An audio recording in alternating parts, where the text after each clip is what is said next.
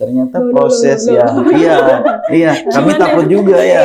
Takut ya. Itu bener. Apakah ini bangkit dari kubur atau apa gimana? Kayak beracun kan langsung punya kehidupan kedua.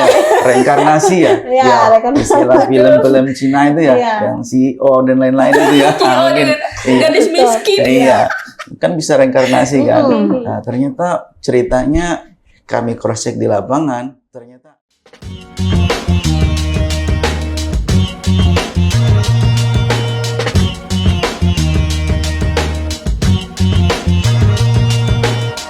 Assalamualaikum warahmatullahi wabarakatuh. Halo Sobat BN, kembali lagi dengan kita, saya Ita dan saya Siti Akoba.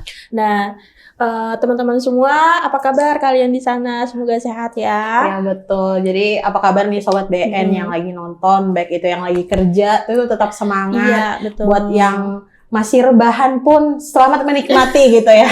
Semangat ya yang masih rebahan. Gimana nih hari ini kita pastinya tidak kalah menarik podcast kita. Dari yang sebelum-sebelumnya ya. Betul. Jadi kita ucapin sekali lagi nih selamat datang di podcast Panderan Muarung di Borneo News. Jadi kita hari ini kita mau ngobrolin apa nih, Kak? Aku kepikiran nih, Bah. Sebenarnya kita itu setelah melakukan pemilihan nih, pemilu. Dan mereka KPU itu ngapain sih setelah melakukan pendataan? Gitu. Cukup menarik sih ya pertanyaan dari Ita sendiri. Pasti netizen tuh juga berpikir kan, apalagi Gen Z sekarang pasti berpikirnya lebih kritis ya. Jadi itu kerjanya apa sih? Tapi sebelum ke situ kita pastinya itu kan nanti tentang data-data dan lain sebagainya. Kita juga mikir nih sebelumnya bahwa kalau misalkan kayak data HP ataupun data bank ataupun data media sosial kita nih direntas, pastinya kita ini ya takut gitu kan kehilangan data-data tersebut. Apalagi misalkan data hak pilih kita ini tidak ada. Misalkan kita ke TPS nih, nama kita ternyata udah siap nyoblos, ternyata udah siap dan pilihan. Padahal kita udah punya KTP, umurnya juga cukup ya. Dan syarat-syaratnya udah terpenuhi kayak gitu. Tapi ternyata di daftar nama pemilihan ini tidak ada kayak gitu. Nah itu bagaimana? Kan? Iya, pastinya hari ini kita juga menghadirkan narasumber dari mana nih, Ta? Dari KPU Kobar dong, Kabupaten Kota Waringin Barat. Komisi Pemilihan Umum Kabupaten Kota Waringin Betul. Ada siapa? Boleh Bapak Jaka, boleh nggak perkenalkan kalau Bapak? Baik, selamat pagi sahabat BN ya, Sobat BN Pangkalan Bun dan yang mendengar semua siaran ini. Perkenalkan, nama saya Jaka Wahyu Rahmanto. Sekarang sebagai anggota KPU Kota Waringin Barat, Ketua Divisi Perencanaan Data dan Informasi. Wow, luar biasa sekali. Jadi biasanya kita ini ya ngomongin soal-soal yang ringan, tapi ini yang berat kita jadiin ringan gitu ya. Karena memang targetnya ini kita mau menyampaikan kepada sobat-sobat BN, khususnya pada pemuda, Gen Z, pastinya. Terutama Gen Z ya. Iya, kan biasanya anti gitu kan dengan politik dan pemilu itu kan. Jadi kita menghadirkan ini informasi yang mungkin bisa jadi informasi nih buat sobat BN seperti itu. Dan jujur sebagai anak muda, saya juga sebelumnya sudah pernah masuk ke dunia itu dan itu merupakan kayak pengalaman gitu. Maksudnya dunia apa nih? Gimana sebagai penyelenggara gitu. Sebagai penyelenggara dari pemilu itu pertama kalinya terpilih sebagai panitia pemilihan kecamatan ya, Pak? Iya, benar. Kemarin itu dilibatkan dengan para senior sebelumnya dan juga pemuda itu nggak dianggap remeh kok di dalam penyelenggaraan itu, tetap dipertimbangkan gitu. Jadi penting sih keterlibatan ini dan juga kita akan memberikan informasi juga tentang apa nih Pak, data pemutahiran data pemilih berkelanjutan gitu. Benar. Itu tuh apa sih Pak sebenarnya? Kalau secara singkatan itu kan singkatan nih, PDPB. Kalau bahasa umum yang di luar KPU kan ada pian datang, pian beli, itu kan bahasa pasar. Kalau KPU sendiri, PDPB itu adalah pemutahiran data pemilih berkelanjutan. Itu dilakukan pasca pelaksanaan pemilu dan pilkada tentunya. Jadi ada pertanyaan di umum kan, KPU ini ngapain aja setelah pemilu atau pilkada? Salah satunya itu. Dan itu memang amanat Undang-Undang 7 tahun 2017 itu sendiri. Pertama, pemutahiran data pemilih berkelanjutan. Kedua, itu ada sosialisasi. Bentuknya ya seperti ini kan, kita podcast ini bagian dari sosialisasi juga. Kemudian ada pendidikan pemilih. Sasarannya Gen Z ini, sasaran pendidikan pemilih. Kenapa tadi ada disinggung juga pemilih ini, warga-warga Gen Z ini perlu tahu ini pemilu itu apa, demokrasi itu apa. Itu. Mau tanya nih, Bah, Gen Z kan sekarang ini lebih ke ini ya, tidak ingin mengetahui lebih jauh tentang politik, bahkan menjauhi ya. Gitu ya. Nah, itu bagaimana sih menurut Bapak tentang Gen Z yang sejauh ini? Ya, terhadap pengalaman politik. sebagai seorang pemuda, bukan Gen Z yang lain, tapi kita juga ya kayak menganggap itu pun urusan Gen Z. orang-orang tertentu, Iya, senior, yang lebih tua gitu. Betul, Itu betul. seperti apa sih Pak kalau pandangan Bapak menurut tentang pemikiran anak muda kayak gitu? Ya karena menurut pandangan kami Gen Z ini harus melek terkait dengan pemilu itu sendiri, demokrasi lah. Karena memang ada pemikiran Gen Z ini, saya milih atau nggak milih nggak ngaruh juga sebenarnya. Kata mereka, tapi sebenarnya suara Gen Z ini sangat berpengaruh.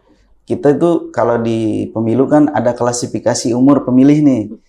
Gen Z ini kalau di Kota Waringin Barat itu jumlahnya lumayan banyak. Kalau dipresentasikan itu 58% itu. Wow. Ya itu sangat karena berjalannya waktu nanti proses pemilu selanjutnya otomatis Gen Z ini harus berperan aktif.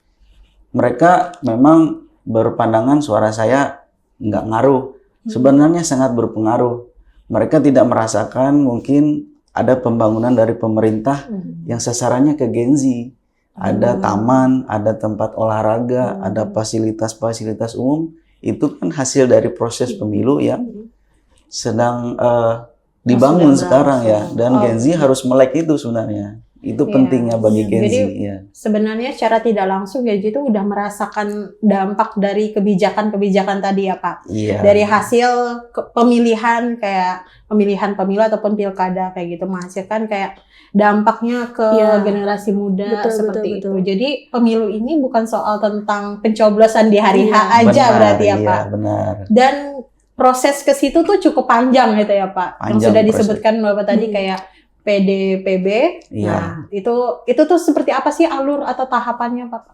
Kalau pemutahiran data pemilih berkelanjutan ini kan kegiatan yang dilakukan pasca pemilu dan pilkada. Kenapa itu dilakukan? Karena data pemilih ini kan harus mutakhir dia, harus akurat dan mutakhir.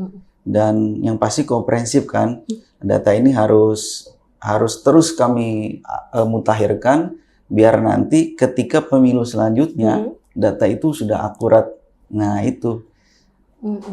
Kemudian tahapan-tahapannya yang pasti kita di KPU itu kan ada proses berjenjang nih. Dari KPRI menurunkan data ke provinsi ke kabupaten kota, itu diolah dan kami verifikasi ke lapangan tentunya. Oh, ke masyarakat langsung, Pak? Langsung masyarakat, karena di luar tahapan kami tidak ada yang namanya ad hoc. Nah, kalau tahapan kan Akobah pernah jadi ad hoc nih. Itu rekrutmennya selama dalam tahapan pemilu. Di luar tahapan seperti ini mau nggak mau kami harus turun langsung. Memang tidak semua yang harus kami turun. Ada data-data yang harus kami anggap ini harus kami turun ke lapangan. Terus bagaimana sih respon masyarakat, Pak? Nah, respon masyarakat itu alhamdulillah masyarakat welcome dan senang karena memang data ini kalau dari pemilu itu sendiri, istilah dari Pak Ketua kami ya, data pemilih ini darahnya pemilu. Karena dari data pemilih ini, pemilu itu bisa dilaksanakan. Bagian elemen penting lah dalam proses pemilu atau pilkada. Oke, by the way, aku mau nanya bahkan kamu kan turun langsung nih ke lapangan. Gimana sih pengalaman kamu? Kamu kan Gen Z juga ya. Gimana sih? Jadi saya tanya-tanya. Tapi mungkin sharing ya. Sebagai mungkin betul kata Pak Jaka tadi pada saat tahapan pemilu atau pilkada itu udah dibentuk badan ad hoc. Itu salah satu kayak kayak disebutkan? Ada PPK, ada PPS, dan ada KPPS. Nah, itu sangat membantu kami ketika proses pelaksanaan pemilu ataupun pilkada. Nah, tadi ada KPPS, ada PPS, yang PPK. Di kelurahan itu sama PPK. Nah, saya terlibat langsung dalam PPK. Itu pengalaman pertama saya untuk daftar sebenarnya. Coba-coba aja sih sebenarnya, coba-coba pas itu lagi ini ya. ternyata pada saat seleksi itu saya lihat tuh rata-rata orang tua semua, Pak.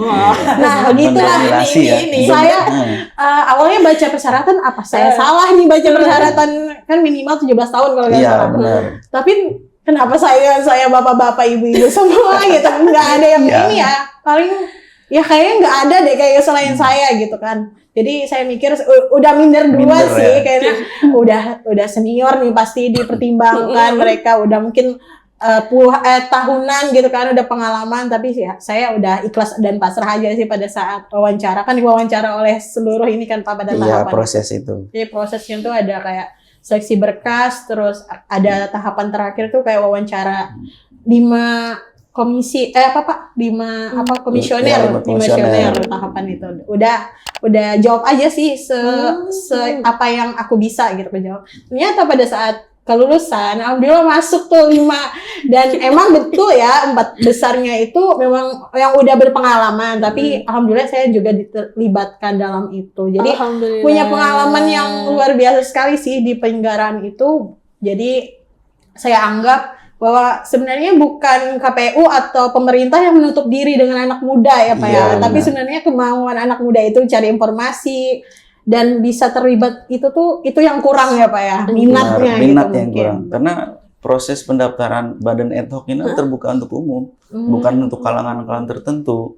Ya, jadi informasi disampaikan, diumumkan kan, ada medianya, ada media baliho, ada media sosial, sampai koran pun kita sampaikan. Jadi KPU udah menyampaikan nih, memang Gen Z kurang melek kayaknya terkait apa sih PPK, apa sih PPS, apa sih KPPS. Padahal ketika dia ikut prosesnya tanpa memandang dia senior, dia junior, kesempatan terbuka untuk siapa saja. Yang penting ketika proses itu bisa mengikuti proses dengan baik. Betul sih Pak, Iya. karena sudah jalan ini kan tahapan tuh ada aja sindiran kok ini terus ini, ini itu terus aja, gitu. iya. Benar. Ternyata tuh emang dasar mereka ini aja sih yang mereka yang kurang cari informasi Ya, terus padahal benar. kan saya lihat juga di media sosial walaupun di jalan-jalan itu ada Iya, sosialisasi juga tentang Ya, penyelenggaraan. termasuk saya pribadi juga. Iya, salah bantu. Kami kan ada masa juga nih. Kami komisioner itu kan masa jabatannya 5 tahun. Ketika kemarin proses itu sampai dengan terpilihnya kami itu kan, ternyata saya yang paling muda di antara teman-teman yang ada itu. Ya, tapi saya bilang, ini kesempatan harus saya maksimalkan. Tidak salahnya kan nyoba, dan alhamdulillah proses itu saya ikuti, dan alhamdulillah bisa diberikan amanah lah untuk menjadi bagian dari penyelenggara di KPU-nya, seperti itu. By the way nih, kalau ngomongin pemilihan nih Pak, Ya. nah untuk pemilih pemula nih, gimana sih caranya untuk mempersiapkan pemilih pemula dalam mengikuti pemilu? Biar nama mereka itu mungkin ada gitu Iya, ya di dalam betul. pada saat kayak udah merasa saya ini udah siap nih, udah masukin syarat-syarat kayak minimal 17 tahun ya Pak. Iya, Nah, 17 terus tahun. dan syarat-syarat yang lain. Terus gimana nih Pak, apa tindakan mereka biar nama pemilih itu ada gitu pada Ada. saat pemilihan? Kalau pemilih pemula ini kan dalam istilah itu ada dua jenis dia. Pertama, pemilih pemula yang belum pernah ikut penyelenggaraan pemilu. Itu dia belum 17 tahun, nanti 17 tahun bisa milih. Kemudian ada satu lagi, anggota TNI Polri. Nah, ketika dia sudah pensiun, itu otomatis di pemilu nanti dia itu masuk kategori pemilih pemula juga, karena memang di pemilu sebelumnya kan dia nggak pernah ikut. Nah, bukan berarti 17 tahun saja. Nah, pemilih pemula itu seperti itu pengertiannya. Nah, terkait dengan pemilih pemula yang konteksnya dia sudah berusia 17 tahun, nah itu prosedurnya bagaimana sih biar datanya ini akurat, bisa ikut milih lah nanti baik itu pemilu atau pilkada. Dalam proses ini terkait dengan PDPB ini dulu ya. Nah, kita lepas konteks tahapan pemilu dan pilkada. Kalau proses PDPB ini kita itu kan terima data nih, terima data turunan dari KPU RI, kita cross check ini data ini. Di sana ada yang sudah berusia 17 tahun. Nah, kita turun ke lapangan, kita cross check apakah benar ke rumah, ke warga. Ketika itu benar, kita akan data dan kita masukkan dalam sistem kita, sistem informasi data pemilih. Di KPU itu ada untuk mengolah semua data pemilih itu ada namanya SIDALIH, sistem data sistem informasi data pemilih. Di situ untuk mengolah data-data pemilih itu, dan insya Allah data itu akan terjaga dengan baik karena itu dilindungi oleh sistem itu punya KPRI. Nah, jadi mereka akan menjaga data-data pemilih itu. Itu ya. Proses lapornya, misalkan kami tidak datang, KPU sendiri punya layanan. Kita KPU Kobar itu punya layanan online ataupun bisa langsung datang ke kantor kita. Atau misalkan nggak mau ribet nih, lapor aja ke RT, lapor ke kelurahan atau kecamatan. Nanti kita akan datang atau data itu dari Disduk sendiri. Nah, kita kan selalu kolaborasi dengan Disduk. Nah, itu yang pemegang data mereka Disduk. Ya, seperti itulah. Dipermudah banget ya, Pak? Iya, dipermudah dengan bukan kita langsung ke kantor aja, misalkan di Jawa atau ada sibuk kerja dan lain sebagainya. Apapun itu. Jadi sekarang kan sudah online. Ada, semua punya smartphone kan. Nah, kita ada layanan untuk lapor langsung ke media sosial kami, bisa itu. Atau mau memastikan dia tuh terdata atau tidak, kita punya layanan juga. Ada yang namanya cek DPT online. Nah, kita udah pernah nggak cek DPT online? Kalau Kobar pasti pernah ya. Jadi memastikan kita nih ada nggak sih ya? Iya, ada nggak di situ datanya. Langsung dicoba cek DPT online. Sobat BM juga nih ya, cek DPT online berarti klik nanti di Google gitu ya Pak ya. Cek DPT online, tinggal masukkan apa tuh Pak? Masukkan NIK, nanti dari NIK itu akan masuk ke WA, ke nomor handphone kita ada kode verifikasi nanti. Dia pakai kode sekarang. Jadi sepersekian menit harus masukkan. Kalau lambat dia kodenya ulang lagi. Itu untuk perlindungan data lah pada dasarnya. Sangat mudah sekali ya. Berarti itu cara praktis kita memastikan kita nih masuk atau enggak. Jadi dengan cara cek DPT online melalui handphone teman-teman atau sobat BN di Google gitu kan, klik aja cek DPT online, terus masukkan NIK. Nanti ada verifikasi dan langsung tuh nanti ya Pak di WA atau ini misalkan kita ada atau enggak. Datanya langsung keluar. Kita di TPS mana, di situ kelihatan TPS mana milih. Desa, kelurahan, kecamatan ada di situ. Termasuk kalau kemarin proses pemilu atau pilkada itu titik koordinat TPS sudah ada. Tapi sekarang kan karena proses itu tidak ada, datanya untuk yang titik koordinat tidak bisa tampil. Tapi untuk data-data lain tetap bisa tampil. Berarti sekarang pun bisa ya Pak? Bisa ya. Gitu. Luar biasa. Jadi berarti memang misalkan Bapak kayak turun ke lapangan itu ada kayak masalah atau cekcok dengan masyarakat, mungkin datanya dirubah atau lain sebagainya, itu pasti punya pengalaman itu seperti apa Pak? Boleh diceritain? Terkait dengan perubahan data itu kan kita memang harus verifikasi nih, ada validasi dan verifikasi. Ketika ada warga yang tidak menerima dengan data ini, kita akan bawa data ini menyandingkan data istilahnya kan. Kita sanding datanya. Memang kejadian pernah nih pengalaman. Kemarin waktu pilkada, ada warga nih karena dia merasa dirinya sebagai pemilih di Kota Waringin Barat. Ternyata ketika kita cross check, data ini udah berpindah ke kabupaten yang lain. Nah, jadi dengan adanya sistem yang akurat ini sangat membantu lah bagi kami selaku penyelenggara, bagi PPK, PPS dan KPPS juga waktu itu. Nah, terkait dengan pengalaman di lapangan, ada yang tidak akurat. Ya, komunikasi persuasif lah kepada warga. Kita dibantu juga oleh pihak yang membantu kita, baik itu pihak RT-nya, pihak kelurahan dan lain-lain. Kalau sekarang kan kita komunikasinya by RT, kemudian kelurahan, Kades, kemudian pihak kecamatan itu sangat membantu juga. Mereka sangat welcome lah dengan kegiatan yang kami lakukan untuk yang PDPB ini. Berarti emang ada pastinya lah Pak cerita tentang itu. Ada pun masyarakat yang menerima ataupun yang tidak gitu harus perlu penjelasan yang lebih seperti itu. Cerita lucu ada nih. Ada apa tuh Pak? Terkait dengan kemarin kami verifikasi, kami kan istilahnya kalau pemilu atau pilkada itu kan ada coklit, pencocokan dan penelitian. Kalau di tahapan PDPB ini sebutannya coktas. Coktas apa itu Pak? Coklit terbatas. Karena memang kemampuan kami terbatas juga kan. KPU ada berapa orang ada kan di kantor. Kalau tahapan itu kan banyak nih, dibantu yang namanya pantarlih. Ada petugas pemutahiran atau pemilih. Kalau sekarang ya bahasanya coptas lah, terbatas. Kebetulan yang menemukan itu Pak Ketua, karena kami semua turun nih, bergantian kan. Ditemukan data ini orang meninggal. Ternyata iya, data yang kami bawa ini meninggal. Kami konfirmasi orangnya ada ternyata. Ternyata proses ya, iya, kami takut juga ya. Takut ya. Itu bener. Apakah ini bangkit dari kubur atau apa gimana? Iya. Kayak racun kan langsung punya kehidupan kedua. Iya, reinkarnasi ya. Iya, reinkarnasi. Istilah film-film Cina itu ya, yang CEO dan lain-lain itu ya. Mungkin gadis miskin. Iya, kan bisa reinkarnasi kan. Nah, ternyata ceritanya kami cross-check di lapangan, ternyata ada kesalahan dalam penginputan data. Yang diinput itu harusnya orang tuanya, ternyata yang terinput anaknya. Iya, jadi kami verifikasi anaknya ada masih. Ternyata cerita cross-check, ternyata ada kekeliruan dalam penginputan administrasi. Nah, itu kami juga terkejut orangnya ada, masih ada ditemukan, dan itu ada di wilayah Akombah itu. Di Kumai, di Kumai itu.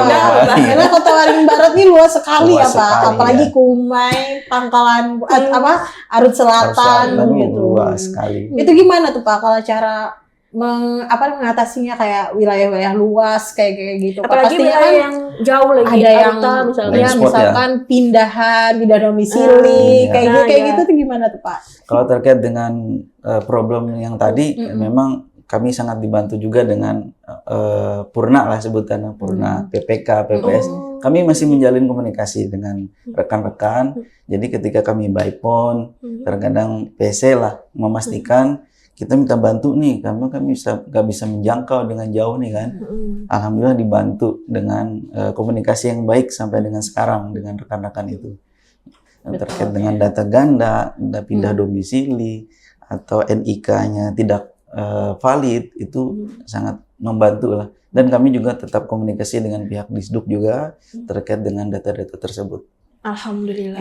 Betul sekali. Kalau misalkan nih Pak ada umur 17 tahun nih, tapi dia pindah domisili, itu gimana tuh cara memastikannya bahwa datanya itu masih aman gitu Pak?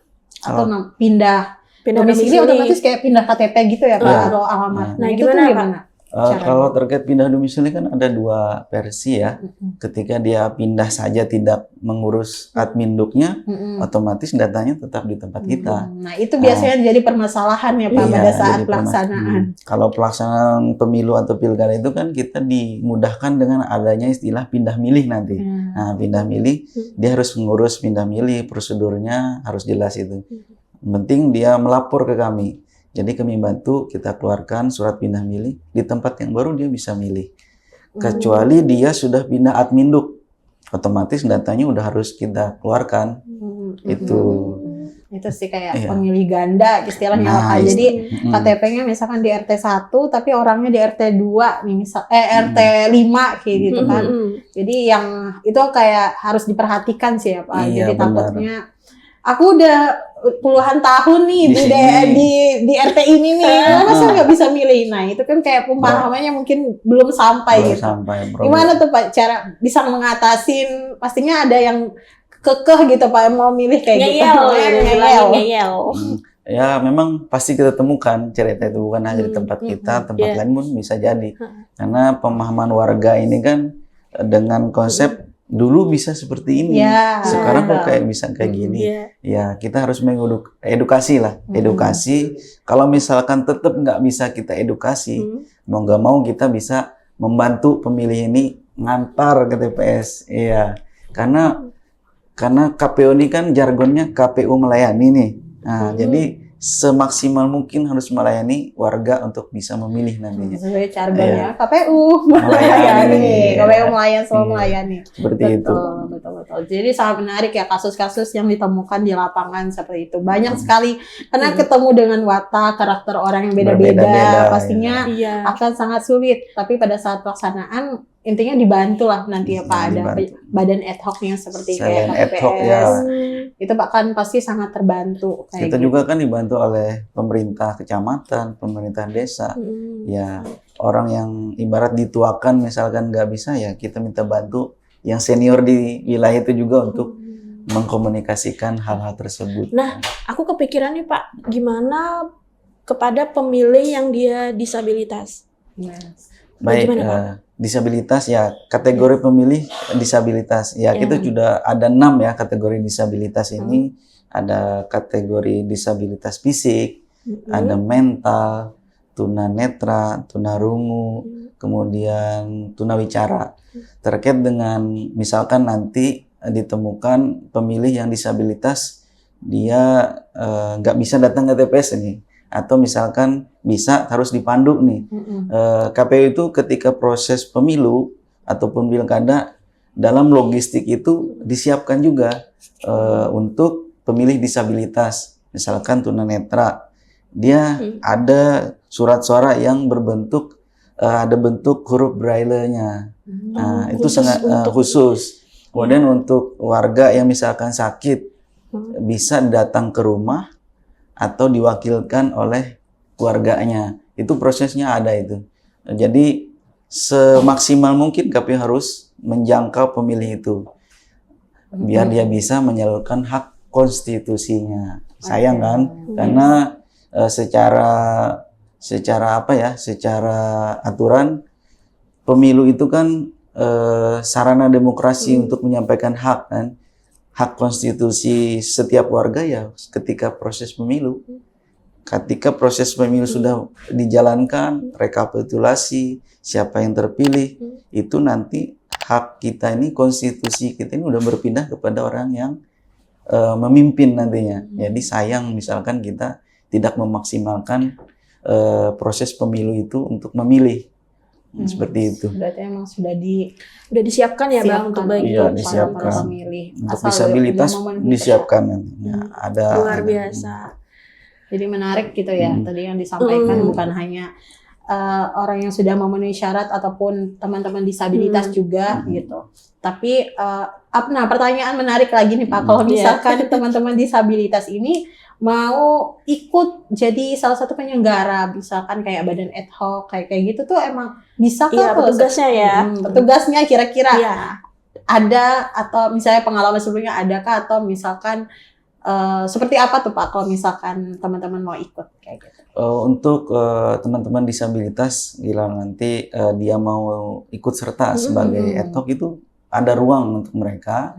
Nanti juga ada pelatihan khusus untuk teman-teman disabilitas ini. Mantap. Yang berminat untuk menjadi penyelenggara, misalkan PPK, PPS, KPPS. Karena juga KPU pasti melihat juga takutnya ada warga yang meragukan. Misalkan, mohon maaf, tapi kan kita ada tempat nanti kita beri BIMTEK lah, istilah bimbingan teknis kepada teman-teman yang berminat nanti untuk menjadi penyelenggara. Jadi itu bisa ya, Mbak ya? Betul, bisa. Jadi luar biasa KPU. Berkaitan juga dengan yang kita bahas dari awal tadi tentang pemutakhiran data pemilih berkelanjutan gitu kan. Jadi proses itu dilaksanakan secara terus berkala gitu ya Pak? Biasanya berapa ini sekali atau? Kalau PDPB itu, PDPB ya kita singkat saja PDPB, itu kalau kita kabupaten kota itu prosesnya per triwulan ya. Nah, 1 tahun itu kan berarti ada 4 triwulan. Kalau dia jenjang provinsi dan KPRI itu per semester. Nah, jadi 2025 kemarin udah berjalan nih PDPB ini. Ada 4 triwulan. Memang proses itu ketika triwulan pertama kami belum melaksanakan rekapitulasi karena datanya memang belum turun dari KPRI. Tapi yang kami lakukan seperti ini. Kami bersosialisasi, kami datang ke titik-titik sehingga nanti proses untuk triwulan keduanya bisa maksimal. Oke, berarti memang ada tahapan triwulan tadi. Ya, sesuai dengan aturan juga kan, karena ada aturannya itu termasuk dalam aturan PKPU 1 tahun 2025 tentang pemutakhiran data pemilih berkelanjutan itu sendiri. Berarti itu masuk kayak pemilih-pemilih pemula yang baru masuk ataupun yang meninggal kemudian dia pindah domisili, TNI Polri yang sudah pensiun, itu bagian dari kegiatan PDPB itu sendiri. Terus pertanyaan menarik Kak, kalau misalkan belum 17 tahun nih, tapi dia udah menikah kayak gitu, itu udah masuk pemilih pemula atau bukan Pak? Iya, karena syarat memilih ini kan ada kategorinya. Nah, apa tuh Pak kategorinya? Kategori dia masuk kategori pemilih. Pertama dia sudah berumur 17 tahun 17 tahun. sudah ber-KTP ya, KTPL. Artinya sudah memiliki KTP nih. Iya. Karena ada beberapa nih kita temukan ada yang 17 tahun tapi belum punya Memiliki KTP Iya. ya. Kemudian sudah menikah atau pernah menikah. Nah, ketika dia sudah menikah walaupun usianya di bawah 17 tahun itu masuk sebagai pemilih. Tapi nanti prosesnya ada syarat-syarat yang harus dilengkapi. Ada dokumen-dokumen yang harus dimasukkan dalam sistem informasi data pemilih yang tadi. Ya, tetap harus kami jaga juga. Bukan semerta-merta dia tidak ada dokumen kami masukkan. Itu kami juga nggak berani ya. Karena ada syarat juga yang harus syarat, dilengkapi. Selain itu apa lagi Pak? Tadi ada 17 tahun nih, Iya. terus dia sudah menikah atau sudah menikah gitu. Yang kedua itu dia Yang ketiga. ketiga ya. Yang ketiga. Ketiga. Yang ketiga itu TNI Polri tadi. Oh, TNI TNI Polri. Polri dia sudah pensiun, bukan anggota TNI Polri aktif. Nah, itu masuk pemilih pemula. Itu pemilih pemula itu. Tetap harus kami data. Dan yang terakhir itu ada lagi, Apa tuh, Pak? dia tidak dicabut haknya sebagai pemilih. Karena kan ada beberapa nih dalam proses ada warga negara dicabut hak pilihnya karena mungkin proses hukum dan lain-lain. Jadi tidak bisa ikut pemilih, tidak bisa ikut pemilu atau pemilihan dia.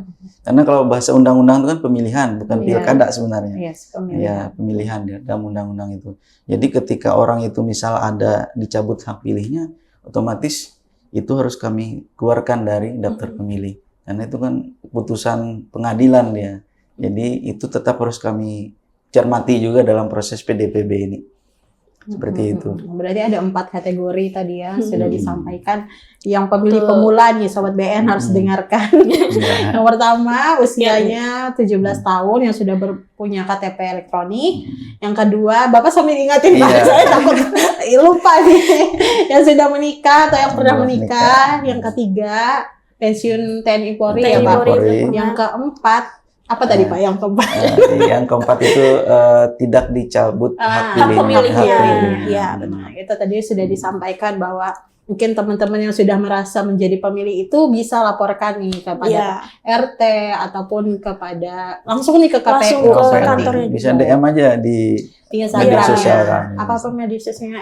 Iya, ini ya. media sosialnya apa Pak? KPU Kota Waringin Barat. KPU Iya. Kota Waringin Barat. Tapi misalkan nanti nih Sobat BN kira-kira ada yang mau daftar juga nih, kira-kira kapan sih dibuka gitu kan pendaftaran kayak badan ad hoc kayak gitu. Kita pasti Iya. mau ikut juga kan. Betul, mau Kayak dong. KPPS itu, nah mungkin bedanya apa nih Pak? KPPS, PPS sama Iya, PPK bedanya kayak apa sih gitu. Pak? Oh iya. Kalau KPPS itu kelompok penyelenggara dia. Kelompok penyelenggara pemungutan suara. KPPS. Dia kerjaannya di lingkup TPS saja, lingkup tempat pemungutan suara. Masa kerjaannya 1 bulan. 1 bulan. 1 bulan. Atau misalkan bisa bertambah 1 bulan lagi. Itu untuk KPPS. Jumlahnya kan 7 orang tuh.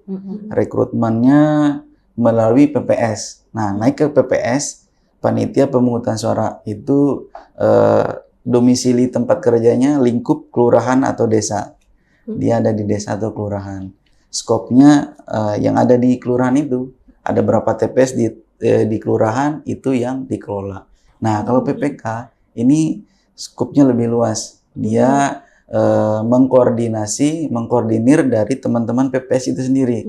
Misalkan di PPS di kecamatan Kumai sendiri ada berapa desa kelurahan. Itu mereka yang menghimpun kegiatan-kegiatannya dan melalui informasi yang disampaikan dari KPU itu sendiri. Karena badan ad hoc ini kan perpanjangan kerja dari KPU itu sendiri. Seperti itu. Itu Mungkin perbedaannya ya. Yang dirasakan Bapak kalau misalkan ada badan ad hoc, ini kira-kira gimana Pak? Pastinya sangat membantu ya dalam pekerjaan. Iya. Kalau selama tahapan sangat membantu sebenarnya, sangat membantu. Karena tanpa ada badan ad hoc ini KPU sendiri sulit untuk bergerak ke bawah karena KPU sendiri kan jumlahnya terbatas. Kemudian kalau ada badan ad hoc kita bisa menyampaikan seperti ini kerjanya, mereka akan melaksanakan kerja itu. Sangat-sangat membantu kalau ada badan ad hoc. Maka itu badan ad hoc ini salah satu pahlawan demokrasi juga. Iya. Iya. Calon pahlawan. Jadi pahlawan demokrasi tadi ya. Betul. Jadi memang pastinya akan sangat membantu ketika sudah rancak ke dalam kayak ke desa, ke kelurahan gitu Iya. ya. Dari PPS ada Sangat 3 membantu orang sekali. gitu kan. Pastinya itu ada divisinya masing-masing juga ya Pak. Iya, Ya, benar. berarti. Biasanya ada apa aja tuh Pak di divisinya? Ya tadi kan kelupaan nih jumlah PPK itu ada 5 orang. Dia kan ada divisi sama seperti KPU juga. Ada divisi logistik, dia ada divisi data, ada divisi teknis, divisi sosialisasi dan divisi pengawasan. Sama seperti KPU juga.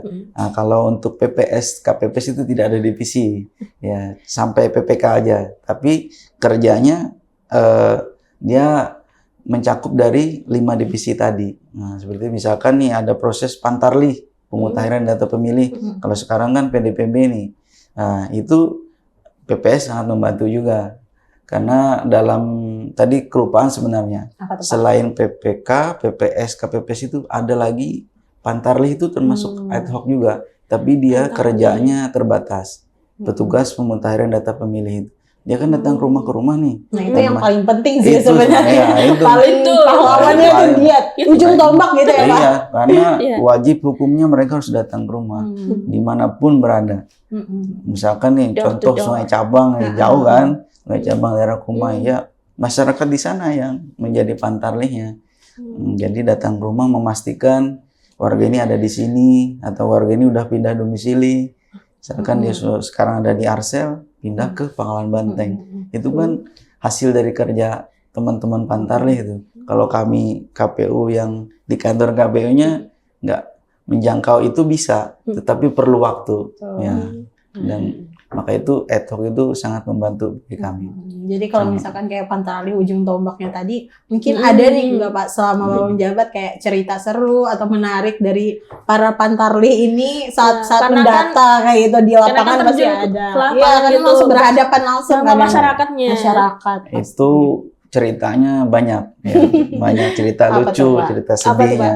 Kita dari yang Mulai lucu ya. dulu. Yang lucu dulu ya. Lucu dulu, salah satunya seperti yang saya ceritakan awal tadi. Juga ditemukan ketika proses coklit itu. Tapi lucunya seperti ini sih sebenarnya. Dia ini sudah berkeluarga. Pada prosesnya bercerai lah. Tetapi bercerai gitu. iya, ternyata admin duk yang ada itu orang kan masih hidup nih, cara hidup nih. Ternyata oleh salah satu keluarga dimatikan. Biar ngapa nggak tahu apakah dia mau berkeluarga lagi dan sebagainya. Bisa gitu ya.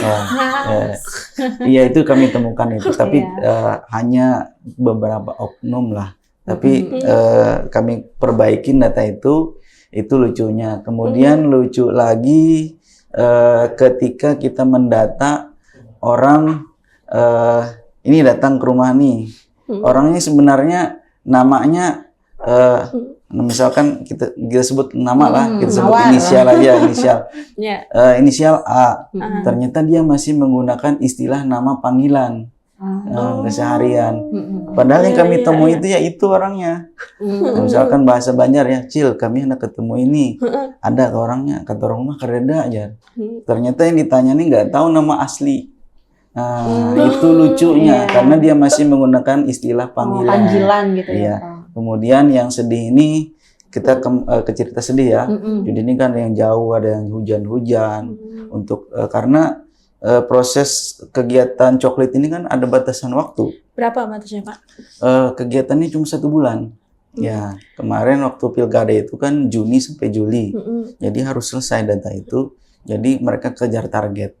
Ada yang bawa anak untuk coklit, karena ibu-ibu biasanya yang jadi pantarlih kebanyakan nih. Karena kan di sana ada jasa diberikan kan oleh KPU. Iya. Kemudian ada juga yang ke coklit prosesnya ada dikejar-kejar anjing. Wah itu sedih juga kami. Karena memang kultur tempat kita ini kan luas nih. Iya. Ada yang misalkan yang jauh daerah pesisir, data-data itu basah. Nah itu Ya, karena perjalanannya juga jauh. Kemudian ada yang juga kasihan itu mencari sinyal. Karena Itu proses sih yang kayaknya paling Iya, problem itu di yang problem. daerah-daerah Sering problem itu. Arab Utara, Iya, kayak Kumai karena gitu ya Pak. coklit. Pasti itu. Karena coklit ini kan by system juga, ada aplikasi Nah, dia. itulah keterlibatan pemuda tadi Gen Z ya. Nah, Nah, termasuk. makanya Gen Z Sangat-sangat ini harus- diperlukan di dalam keterlibatan betul. badan ad hoc itu. Salah satunya Iya. kayak Pantarlih kayak udah menggunakan aplikasi kayak gitu Iya, ya Pak. benar. Karena Kami berharap sekali Gen Z ini ikut serta lah di dalam proses pemilu itu. Dan termasuk PDPB ini juga. Karena insya Allah kami KPU sendiri nanti akan datang-datang ke sekolah, datang-datang ke kampus.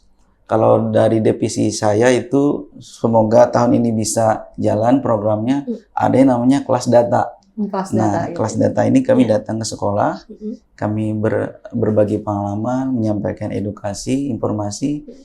Seberapa penting sih data ini dalam proses pemilu itu. Oke, sangat menarik sekali ya. Mungkin ini yang udah disampaikan tadi kayak pemutakhiran data pemilih berkelanjutan kayak gitu. Mungkin yang terakhir dari Bapak kayak kasih apa namanya? Pesan-pesan buat Gen Z biar pemuda gitu kan, buat terlibat langsung di dalam pemilihan atau melek aja nih dengan pemilihan politik seperti itu. Termasuk politik ya, Bah ya? Iya. Statement terakhir dari Kak Jaka silahkan. Baik untuk Gen Z ya, Gen Z untuk bro dan bestie-bestie lah. Ya. Sobat BN. Sobat BN. Kenapa pemilih itu penting dalam proses pemilu? Nah, karena di sana kita berdaulat sebagai warga untuk memilih pemimpin yang kita anggap mampu untuk memimpin sebuah negara ataupun daerah. Ketika kita menyampaikan aspirasi kita, kita sudah menitipkan harapan kita kepada mereka yang kita anggap mampu. Kemudian untuk Gen Z juga, ayo melek. Demokrasi itu kan sebenarnya bukan hanya dalam proses pemilu. Misalkan nih Gen Z yang ada di sekolah, proses demokrasi itu udah jalan di sekolah.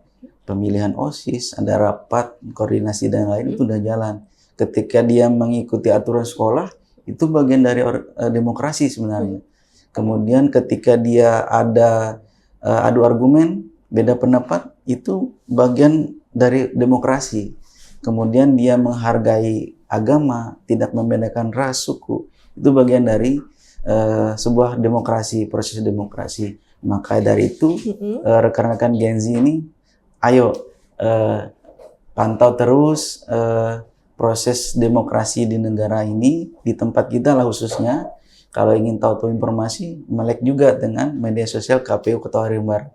Di sana segala bentuk kegiatan, baik itu demokrasi, apa itu demokrasi, proses pemilu pilkada, pasti akan kami sampaikan di sana. Kalau misalkan mau kolaborasi, kita juga bersedia, sangat bersedia. Jadi Gen Z ini sangat kami harapkan untuk tahu apa itu demokrasi karena sangat bermanfaat untuk kita semua lah. Karena Gen Z akan menentukan juga nih ketika dia memilih, karena secara presentasi kan lumayan banyak di Kota Waringin Barat. Jadi harapan itu kami sampaikan kepada Gen Z, kepada my bro, my bestie, sahabat BN. Itu mungkin yang bisa kami sampaikan dari KPU Kota Waringin Barat. Oke, sangat menarik dan kita tahu bahwasannya di sini demokrasi ini tidak hanya kita ada di bilik suara saja ya Pak. Betul. Data ini dirawat dan diakui dan juga ini juga proses KPU yang harus kita dukung juga karena ini bukan soal golongan tertentu saja, tapi tentang hak kita dan masa depan kita seperti itu. Kami ucapkan terima kasih Bapak, Pak Jaka, dan juga rekan saya Ita, dan juga Sobat BN yang udah nonton podcast kita Pandai Warung hari ini. Semoga dapat insight baru dan manfaat. Dan sampai jumpa di podcast selanjutnya. Bye-bye.